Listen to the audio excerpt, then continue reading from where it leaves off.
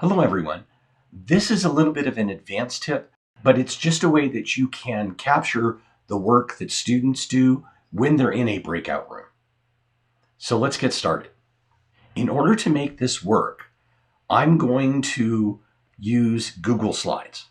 So in one of my classes, we're talking about the promises and pitfalls of mobile learning, and I want them to break into their group and explain to their grandmother. They've actually named her Grace. We have another grandmother named Jean for group 2.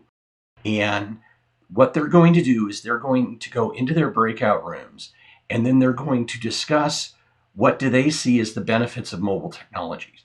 And they're going to do it in terms that their grandmother would understand. And what I find is it helps students kind of get out of the lexicon of whatever the content area is and really think about how do I understand this and how can I explain it to someone else? So what they'll do is there is a text box here that they'll just start to type their answers. So here's an example of what my students came up with in last night's course. So the way to make this work is you first have to have a set of Google Slides. Now, if you're a PowerPoint person, there's a very easy way to turn your PowerPoints into Google Slides. So here's my PowerPoint. And all I need to do is to save this in my Google Drive folder. And there's one caveat to this. In order for you to use the Google tools, you need to make sure that you have them activated in your account. If you don't, send me an email and I can send you some really simple directions on how to set up your Google account. Once you've done that, you'll go to a browser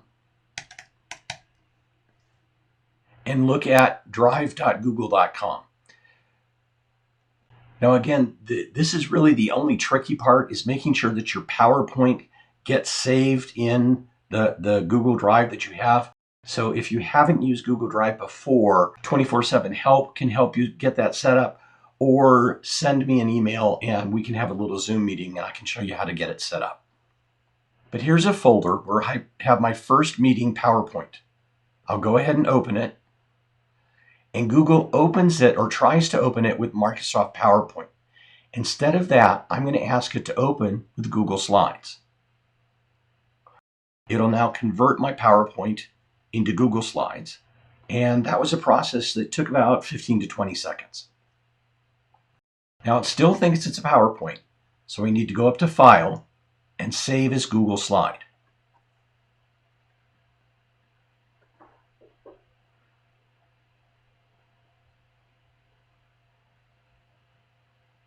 So here's my first question for Group 1 and Group 2. Second question for Group 1 and Group 2. In order to have my students be able to change these slides, I now need to go up to Share and select the Advanced link. Then I'm going to change who has access, and I'm going to say anyone with the link can edit. Now, I have to admit this is a little bit dangerous because now your students can go in and change your Google Slides, or if someone happens to find the URL, let's say a student sends them the URL, they can come in and change their slides. So just as a habit, I keep a copy of my slides just in case anything goes wrong. But what this does, it allows anyone with the link to edit the slides. So I'll come back out and it gives me this wonderful Google Doc link. And this is the link that I'll copy and share with my students. Now, if you're not familiar with them, there are a number of really nice URL shortener programs. I happen to like bit.ly, bit.ly, and I already have an account here. So I'll just go in and create a link. I'll paste my long link in. And the nice thing is it now allows me to customize a shorter link. So I'm going to call this something like ETCD 538 first. I'll click Save. And here's my link. I'll copy that. And I'll go back into my Zoom room. Now, when I'm ready, I'll open the chat and paste that link and then tell the students to go to that link. You notice I was exploring a little bit, so I already have the link in there.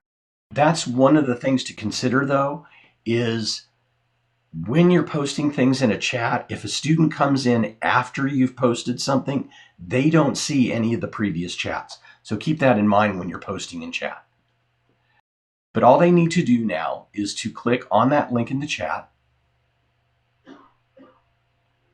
It opens the applications, and I'll tell group 1 to go to slide 8, group 2 to go to slide 9, and appoint someone as a reporter, and then they'll come in and they'll take notes. So this is just one way that you can have students take notes. Now you could also do this with a Google Doc where you have group 1, group 2. That's a little less dangerous because you're just letting them edit the Google Doc rather than editing your slides. But my students tend to like it to have it included in the slide presentation because I send this link to them the next day so they can go back and they can see what it was that they came up with within the context of the PowerPoint. So that's just one way to capture student work while you're in breakout rooms.